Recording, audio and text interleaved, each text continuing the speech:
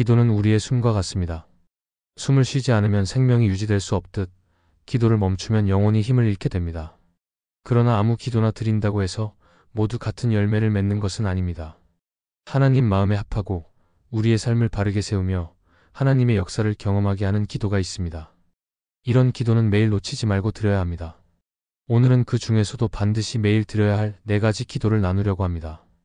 이 기도들은 우리의 시선을 하나님께로 돌리고 삶의 방향을 바르게 하며 놀라운 하나님의 일하심을 경험하게 할 것입니다. 첫째, 하나님의 뜻을 먼저 구하는 기도를 놓치지 마세요. 많은 사람들이 기도를 시작할 때 가장 먼저 자신의 필요와 바람을 하나님께 말씀드립니다. 그것이 잘못된 것은 아니지만 기도의 순서가 바뀌면 방향이 어긋날 수 있습니다. 기도의 가장 중요한 출발점은 나의 뜻이 아니라 하나님의 뜻을 구하는 것입니다. 예수님은 겟세마네 동산에서 십자가의 고통을 앞두고도 내 원대로 마시고 아버지의 원대로 하옵소서라고 기도하셨습니다. 인간적으로는 피하고 싶은 상황이었지만 예수님은 하나님의 뜻이 이루어지는 것을 최우선으로 삼으셨습니다. 하나님의 뜻을 먼저 구한다는 것은 내 계획과 욕심을 내려놓고 하나님의 계획과 의도를 발견하려는 태도입니다. 우리는 눈앞의 상황만 볼 수 있지만 하나님은 처음과 끝을 동시에 아시는 분이십니다. 그러므로 하나님의 뜻이 이루어지는 것이 결국 나에게도 가장 좋은 길이 됩니다. 처음에는 이해되지 않을 수 있고 내 마음과 반대되는 것처럼 느껴질 수 있지만 시간이 지나면 하나님의 뜻이 얼마나 완전하고 선한지 깨닫게 됩니다. 성경 속 다윗도 전쟁이나 중요한 결정을 앞둘 때마다 먼저 하나님께 묻는 습관이 있었습니다. 그는 왕으로서의 권위와 경험이 있었지만 자신의 판단만으로 움직이지 않았습니다. 하나님께서 가라고 하시면 나아갔고 기다리라고 하시면 멈췄습니다. 이런 태도 때문에 다윗은 많은 전투에서 승리했고 하나님이 인정하시는 왕이 될 수 있었습니다. 하나님의 뜻을 구하는 기도를 드리려면 먼저 말씀을 가까이 해야 합니다. 하나님의 뜻은 말씀 속에 분명히 나타나 있기 때문입니다. 말씀을 묵상하다 보면 내 생각과 다른 방향을 발견하게 되고 기도의 내용도 자연스럽게 바뀝니다. 처음에는 내 소원만 강하게 드리던 기도가 점점 하나님의 계획과 목적에 맞춰집니다. 이렇게 기도의 초점이 바뀌면 응답의 속도와 방식도 달라집니다. 또한 하나님의 뜻을 구하는 기도는 인내를 필요로 합니다. 하나님은 우리의 요청에 즉시 응답하시기도 하지만 때로는 기다리게 하십니다. 그 기다림 속에서 우리는 하나님의 뜻이 드러나기를 배우고 성숙한 믿음을 얻게 됩니다. 이 과정이 불편하게 느껴질 수 있지만 결국은 우리를 더 좋은 자리로 이끄는 훈련입니다. 하나님의 뜻을 먼저 구하는 사람은 삶의 안정감을 얻게 됩니다. 왜냐하면 모든 선택이 하나님의 계획 안에서 이루어진다는 확신이 있기 때문입니다. 실패처럼 보이는 상황에서도 낙심하지 않고 성공처럼 보이는 순간에도 교만해지지 않습니다. 모든 것을 하나님의 뜻에 맡기고 그분의 인도하심을 따라가기 때문입니다. 결국 하나님의 뜻을 먼저 구하는 기도는 우리의 마음을 바로 세우고 삶의 길을 곱게 만드는 출발점입니다. 오늘도 우리는 많은 선택 앞에 서게 됩니다. 그때마다 하나님의 뜻이 무엇인지 먼저 물어야 합니다. 이 기도가 습관이 되면 우리는 내 뜻대로가 아니라 하나님의 뜻대로 살아가는 사람이 되고 그 삶 속에서 하나님의 놀라운 역사와 은혜를 경험하게 될 것입니다. 둘째, 죄를 회개하고 정결함을 구하는 기도를 놓치지 마세요. 하나님은 거룩하시고 의로우신 분이시기에 죄를 품은 채로 그분 앞에 설 수 없습니다. 기도는 하나님과의 대화인데 마음에 죄를 품고 있으면 그 대화의 통로가 막히게 됩니다. 시편 66편 18절에서 시편 기자는 내가 마음에 죄악을 품으면 주께서 듣지 아니하시리라고 고백했습니다. 회개의 기도는 단순히 죄를 인정하는 말이 아니라 그 죄에서 돌아서겠다는 결단과 함께 하나님께 용서를 구하는 것입니다. 정결함을 구하는 기도는 마음을 깨끗하게 하여 하나님과 친밀하게 교제할 수 있는 길을 여는 열쇠입니다. 성경 속 다윗은 죄를 범했을 때 하나님 앞에서 철저히 회개했습니다. 그는 밧세바 사건 이후에 시편 51편에서 하나님이여 내 속에 정한 마음을 창조하시고 내 안에 정직한 영을 새롭게 하소서라고 기도했습니다. 이 기도는 단순히 잘못을 시인하는 것이 아니라 다시는 같은 죄를 반복하지 않겠다는 변화의 요청이었습니다. 하나님은 완벽한 사람을 찾으시는 것이 아니라 죄를 깨닫고 돌이키는 사람을 찾으십니다. 회개의 기도가 중요한 이유는 우리의 영적인 감각을 되살리기 때문입니다. 죄를 인정하지 않으면 양심이 무뎌지고 하나님의 음성을 듣는 귀도 둔해집니다. 반대로 회개하면 마음이 부드러워지고 하나님의 뜻을 분별하는 힘이 회복됩니다. 죄는 작든 크든 하나님과의 관계를 가로막습니다. 그래서 매일 드리는 기도 속에서 회개와 정결함을 구하는 부분을 반드시 포함해야 합니다. 정결함을 구하는 기도는 하나님께서 나의 마음과 행동을 새롭게 하시도록 맡기는 과정입니다. 때로는 내가 잘못된 줄도 모르는 습관과 생각이 있을 수 있습니다. 이때 하나님의 빛이 내 마음 깊은 곳까지 비추어 숨겨진 죄를 드러내게 해달라고 기도해야 합니다. 하나님은 우리가 스스로 깨닫지 못하는 부분까지도 다루시고 치유하십니다. 또한 회개의 기도는 관계 회복과도 연결됩니다. 하나님께서 우리의 마음을 깨끗하게 하실 뿐 아니라 다른 사람과의 관계 속에서 풀리지 않은 문제도 해결로 이끄십니다. 예수님은 마태복음 5장에서 예물을 드리기 전에 형제와 화목하라고 말씀하셨습니다. 마음의 미움과 불화가 남아있는 상태에서는 기도의 능력이 온전히 나타나기 어렵습니다. 정결함을 구하는 기도는 단순히 잘못을 털어놓는 시간이 아니라 하나님 앞에 새로운 시작을 선언하는 시간입니다. 죄에서 떠나 거룩함을 향해 나아가겠다는 결단의 순간입니다.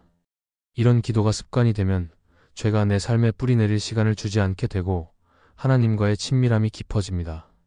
결국 죄를 회개하고 정결함을 구하는 기도는 하나님과의 관계를 회복하고 유지하는 가장 확실한 방법입니다. 매일 이 기도를 드릴 때 우리의 마음은 깨끗하게 보존되고 하나님 앞에 담대히 나아갈 수 있는 담력이 생깁니다. 이 기도를 놓치지 않는 사람은 하나님과 동행하는 길 위에서 지속적으로 은혜를 경험하며 죄의 유혹 앞에서도 흔들리지 않는 힘을 얻게 됩니다. 셋째, 성령의 인도하심을 구하는 기도를 놓치지 마세요. 그리스도인의 삶은 단순히 올바른 원칙을 아는 데서 끝나지 않고 매일의 삶 속에서 하나님의 뜻을 따라 살아가는 것이 중요합니다. 이를 위해 반드시 필요한 것이 성령의 인도하심입니다. 예수님은 승천하시기 전에 제자들에게 성령이 너희에게 임하시면 너희가 권능을 받고 땅 끝까지 이르러 내 증인이 되리라고 말씀하셨습니다. 성령은 단순히 위로자가 아니라 우리의 삶을 이끄시는 인도자이십니다. 그러므로 매일의 기도에서 성령의 인도하심을 구하는 것은 선택이 아니라 필수입니다. 성령의 인도하심을 구하는 기도는 나의 판단과 계획을 내려놓고 하나님의 계획과 방향을 따르겠다는 고백입니다. 우리는 미래를 알 수 없고 지금 당장 앞에 놓인 상황조차 완벽하게 이해하지 못합니다. 그러나 성령은 모든 것을 아시고 우리를 진리 가운데로 인도하십니다. 요한복음 16장에서 예수님은 성령이 오시면 너희를 모든 진리 가운데로 인도하시리라고 약속하셨습니다. 이 약속은 오늘을 살아가는 우리에게도 동일하게 적용됩니다. 성령의 인도하심을 받는 사람은 상황을 보는 관점이 달라집니다. 같은 문제를 만나도 두려움이나 조급함에 휘둘리지 않고 하나님의 뜻을 묻고 기다릴 줄 압니다. 사도행전에 나오는 바울은 복음을 전하기 위해 여러 도시를 방문하려 했지만 성령께서 막으시면 계획을 바꾸었습니다. 바울이 성령의 인도하심을 민감하게 받았기에 하나님의 뜻에 맞는 사역의 길을 걸을 수 있었습니다. 성령의 인도하심을 구하는 기도는 단순히 길을 알려달라는 요청에 그치지 않습니다.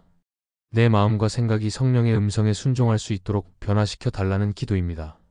방향을 알려주셔도 그 길이 내가 원하지 않는 길이라면 쉽게 거부하게 됩니다. 그래서 우리는 성령의 뜻을 깨달을 뿐 아니라 그 뜻을 받아들이고 순종할 수 있는 담대함과 믿음을 달라고 기도해야 합니다. 또한 성령의 인도하심은 일상의 작은 부분에서도 필요합니다. 중요한 결정이나 위기 상황뿐 아니라 대화 한마디, 행동 하나에도 성령의 지혜가 필요합니다.